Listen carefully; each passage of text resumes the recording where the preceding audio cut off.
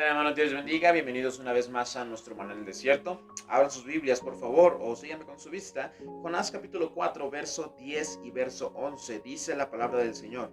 Y dijo Jehová: ¿Tuviste tu lástima de la calabacera, en la cual no trabajaste ni tú la hiciste crecer, que en espacio de una noche nació y en espacio de otra noche pereció?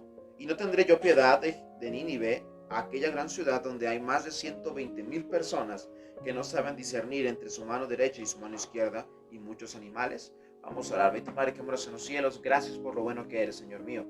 Rogamos, Padre Santo, bendice el tiempo, Padre, a continuación. Abre nuestra mente y nuestro corazón hacia lo que tú nos quieres enseñar. Gracias te damos por todo, en Cristo Jesús. Amén. Ya hemos conocido o ya hemos escuchado muchas veces la historia de Jonás. Conocemos la historia de este hombre que Dios le mandó que predicara a una ciudad llamada Nínive. Esta persona, este personaje, al no querer, subió a un barco completamente diferente al cual Dios le había dicho.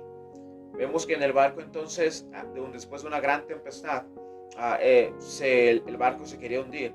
De alguna manera entonces decidieron echar a Jonás porque sabían que él era el culpable por la cual todo eso estaba sucediendo. Lo echaron al mar, fue tragado por un enorme pez. Después de eso, Jonás se arrepintió y dijo: ¿sabes qué?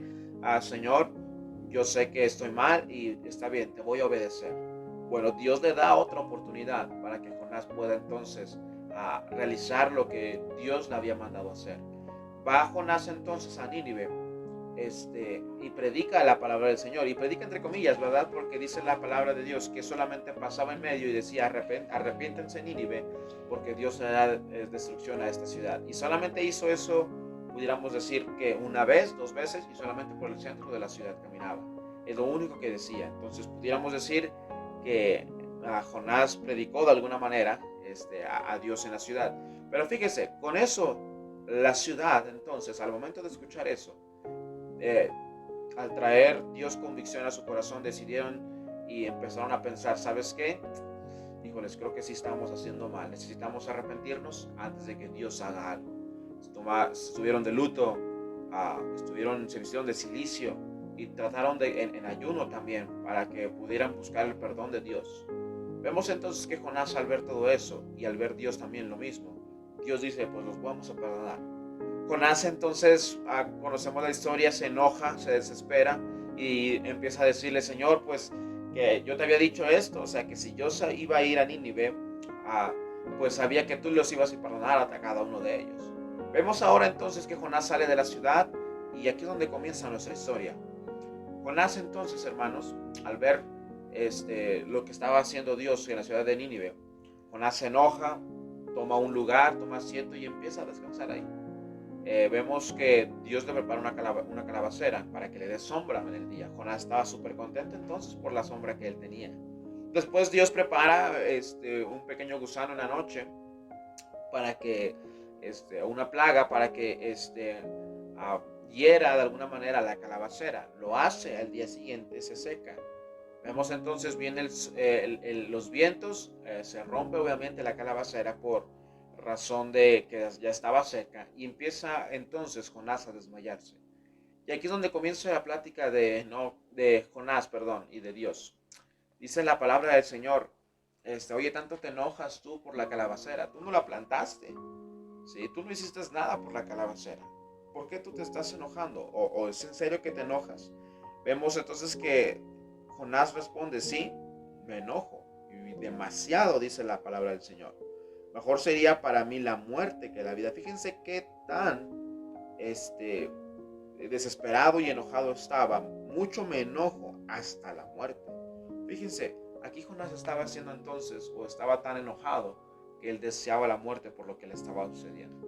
Y aquí es donde entramos a los versículos. Tuviste tu lástima de la calabacera en la cual no trabajaste, y tú le hiciste crecer, que en espacio de una noche nació y en espacio de otra noche pereció. Y no tendré yo piedad de Nínive, aquella gran ciudad donde hay más de 120,000 personas que no saben discernir entre su mano derecha y su mano izquierda, y muchos animales. Fíjense, hermanos, muchas veces nosotros llegamos a tener la oportunidad de predicar la palabra del Señor. Sí, muchas veces nosotros tenemos la oportunidad de compartirle a alguien de la palabra de Dios, pero por alguna razón a nosotros no nos dan ganas, por decirlo así, de poder hacerlo. ¿A qué me refiero con esto? Bueno, a lo mejor usted y yo conocemos personas, hermanos, que nos han tratado mal toda la vida o parte de la vida. A lo mejor no tenemos buenos vecinos, a lo mejor no tenemos incluso buenos familiares. Y uno puede decir, bueno, yo ya conozco a Dios, ellos no necesitan conocerlo.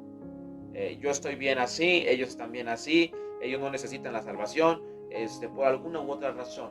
¿Por qué qué? Porque muchas veces pensamos ah, que somos nosotros alguien para decidir quién va a ser salvo y quién no va a ser salvo.